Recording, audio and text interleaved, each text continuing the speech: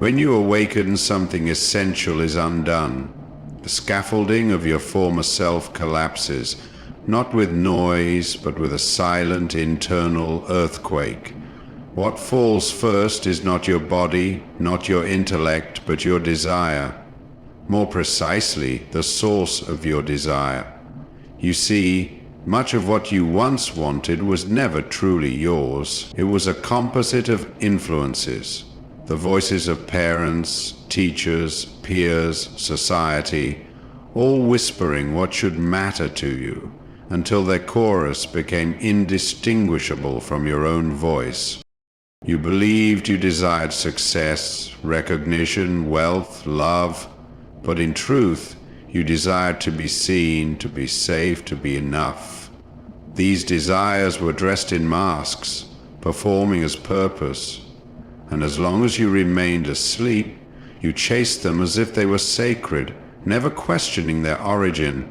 They gave your life structure, urgency, meaning. You called this motivation. But awakening is the removal of that mask. It is the recognition that your so-called ambitions were often the ego's desperate attempt to compensate for its own inadequacy. When this mask is torn away, it leaves behind a terrible stillness, a void. This void is not empty in the negative sense. Rather, it is empty of falsehood. It is the silence that follows the end of a lie. The machinery of ambition no longer hums, and you mistake this silence for death. But it is not death. It is the beginning of truth. What dies here is not your ability to act, but the illusion that your previous actions were guided by an authentic self. You no longer feel drawn to the goals that once lit up your mind because you see through them. You see the fear they were built on. And so your motivation evaporates like mist under the morning sun, not because you are broken, but because something false in you has stopped pretending to be real. In this space, many feel lost. They think they have failed or regressed. But in truth, you have merely stepped into the sacred emptiness that precedes the emergence of your true will.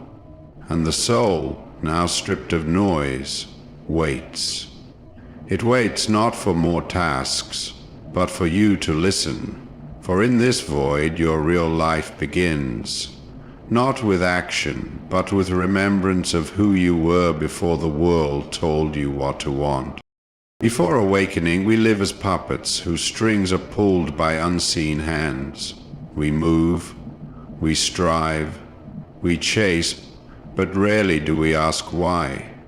The world tells us to succeed, and so we obey.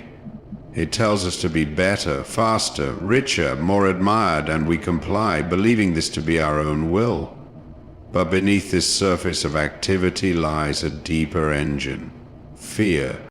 We fear insignificance. We fear being unloved, unseen, unworthy. And so we build towers of achievement to hide the crumbling foundation beneath. The student who overworks, the lover who clings, the leader who dominates, all are often driven not by passion, but by fear dressed in the costume of ambition.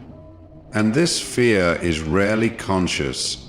It is buried in the basement of the psyche, sealed in shadows, inherited from voices long forgotten. It might not even be your fear.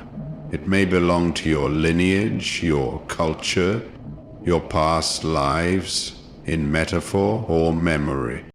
We call ourselves motivated, but what we often mean is that we are running from judgment, from failure, from the terror of being ordinary. Our motivations are not sovereign, they are compulsions. We chase success, not because it fulfills us, but because we fear the shame of being seen as less. We seek love, not because we are full, but because we are empty and believe another can fill the void. And in this way we remain in exile from our true selves. To awaken is to see this clearly. It is to recognize that the fire that once burned within you was not light, but smoke. It is a painful clarity, for it reveals how much of your life has been an unconscious negotiation with fear. The goals you thought were yours dissolve.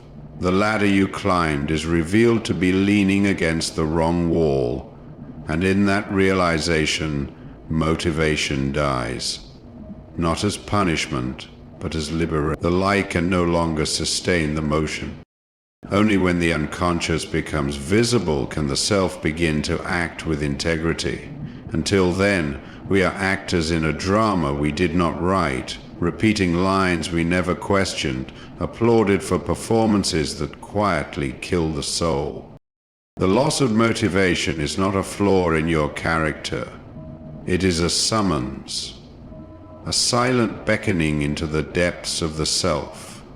You do not descend because you are weak, but because something in you refuses to remain shallow.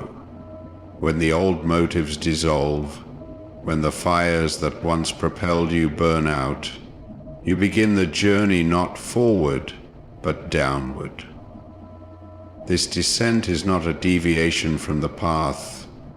It is the path. The psyche, like nature, follows cycles. Just as the tree sheds its leaves to survive the winter, the soul must shed its borrowed ambitions to survive the truth. In this shedding there is no joy, only emptiness, confusion, inertia. What you called motivation was the fruit of a former season. Now the branches are bare.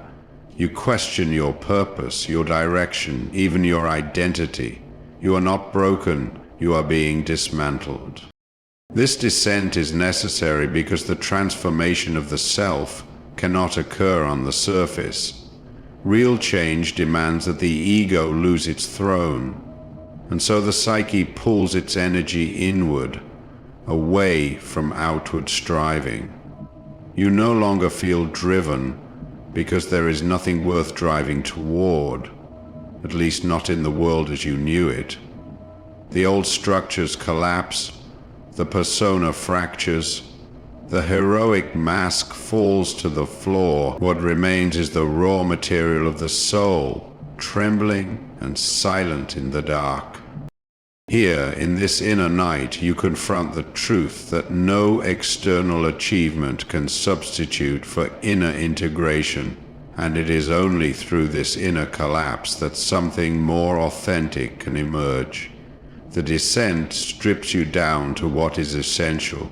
It purifies, it demands surrender, and in that surrender a new kind of strength is born, not one that strives to conquer the world, but one that seeks to align with the hidden order within. So when your motivation dies, honor it. It is the soul refusing to move for the sake of motion. It is the deep intelligence within you calling you back from imitation, back from performance, into the underworld where true metamorphosis begins. What you will become cannot be built atop the ruins of the false self. It must grow from the quiet soil of your inner death. After the first light of awakening, there is no triumphant ascent. Instead, there is a suspension, a pause in the soul's motion that is neither death nor rebirth. It is a limbo, a strange and sacred in-between. In this place, your former values, the ones that guided you, comforted you, gave shape to your days, begin to lose their power. They no longer move you. You look at them and feel nothing, as if observing the relics of someone else's life. You once believed in hard work, success, romance, reputation, whatever it was that anchored your sense of identity. These ideas once glowed with meaning, but now they appear hollow. Their spell is broken, and yet the new values, the deeper truths you now sense but cannot name, have not yet crystallized. They flicker like shadows on the edge of your awareness, elusive, intangible, You reach for them and grasp only silence. This is the liminal state of the soul's transition. It is like being cast into a vast sea with no land in sight. The old shore has vanished behind you, but the new one has not yet appeared. There is no clear direction, only the vastness of uncertainty. And here many falter, not because they lack courage, but because they do not understand the necessity of this void. They try to swim back to the old shore to resurrect what has already died, but the psyche does not allow resurrection of what no longer serves life. In this imperfect, time distorts. The world moves around you, but you are apart from it, watching, waiting. You may appear functional, even successful, but inside you are untethered. It is not depression, though it may feel similar. It is a sacred suspension, a space where the soul retreats to rebuild itself on new terms. But this reconstruction cannot be rushed. The psyche does not obey the clock of the ego. The old values must fully decay before new ones can grow, and that decay takes place in silence, in stillness, in the dark. You are being emptied so that something original can be born in you, something not learned but remembered, something that does not come from books, mentors, or culture, but from the deep soil of your own being. This limbo is not punishment, it is incubation. It is the soul choosing gestation over action. It is the slow forming of a new compass, not to replace the old one, but to transcend it entirely. Until then, you must walk without direction, trusting that this space of not knowing is itself the initiation. Only through this interior exile can the true self begin to speak. With awakening comes freedom, but not the kind you once dreamed of. This freedom does not arrive with celebration or clarity. It comes as a weight. It strips away the scaffolding of inherited meaning, revealing that the world in itself offers no answers. You see now that there is no grand narrative written for you, no path carved in certainty. The gods are silent. The old maps burned, and the stars no longer guide as they once did. What remains is a terrifying truth. You must create meaning yourself. And this is where many falter, not because they lack the ability to choose, but because they fear the responsibility of choice. To create one's own meaning is to stand naked before the cosmos and declare, "I will decide what matters." This is no small act.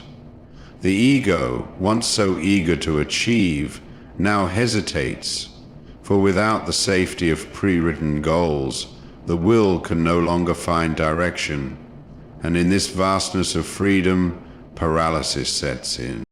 The psyche was once bound by the expectations of others, by duty, by fear, by imitation. These bonds, though limiting, gave the illusion of clarity. You knew what was expected, and so you moved. But now, with those chains broken, you see that motion alone is not purpose. Action without inner alignment is just repetition.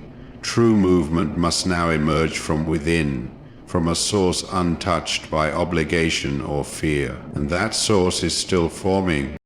This moment, this stillness, this suspension, is not laziness or failure. It is the soul refusing to accept borrowed meaning. The will has not died, it is listening. It is waiting for something deeper than command, something that resonates not with the voice of the world, but with the silence of the inner self. To step into freedom is to accept the burden of authorship. You must write your own scripture, not with words, but with how you live. And this terrifies the conditioned self, which has always been told what to want, what to be, what to do, without a script. The actor forgets his lines, but this forgetting is holy. It is the beginning of authenticity. So yes, freedom paralyzes until the soul remembers that it is not here to conform, but to create, and the will, once muted by fear, will rise again, not to serve the ego, but to give form to the sacred impulse of becoming. When your motivation dies, do not rush to revive it. Do not scramble to return to your former pace, your former hunger, your former dreams. That death is not an error. It is a deliberate act of the psyche. It is the soul reclaiming its energy from the mask you wore too long. The false self, the image you built to be accepted, admired, or loved, demands constant nourishment. It feeds on achievement, validation, recognition, and so long as it rains, your energy flows outward, toward performance, toward persona. But when the deeper self begins to stir, that outward flow reverses. The current turns inward. Psychic energy, once spent sustaining the illusion, is withdrawn. The mask begins to crack, not by destruction, but by neglect. It is no longer vital. The soul has ceased its investment in a role that no longer serves its evolution. This withdrawal feels like emptiness, like fatigue, like loss of direction. You no longer burn for the things that once lit you up. Not because you are lost, but because you are no longer willing to betray yourself in the name of progress. The soul is silent, but it is not absent. It is gathering its strength beneath the surface, collecting the fragments of who you truly are. The death of motivation is the threshold. It marks the end of the outer drama and the beginning of inner reconstruction. The will must be purified. It must be severed from its loyalty to the false self.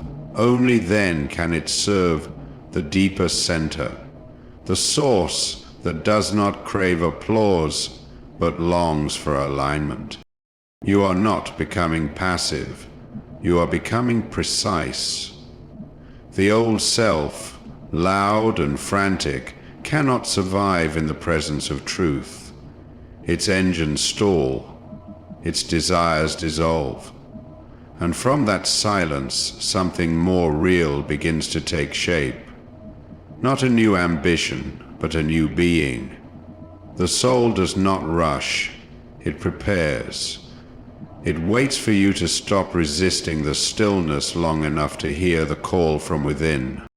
And when the time comes, the will returns, not as a desperate urge, but as a quiet force.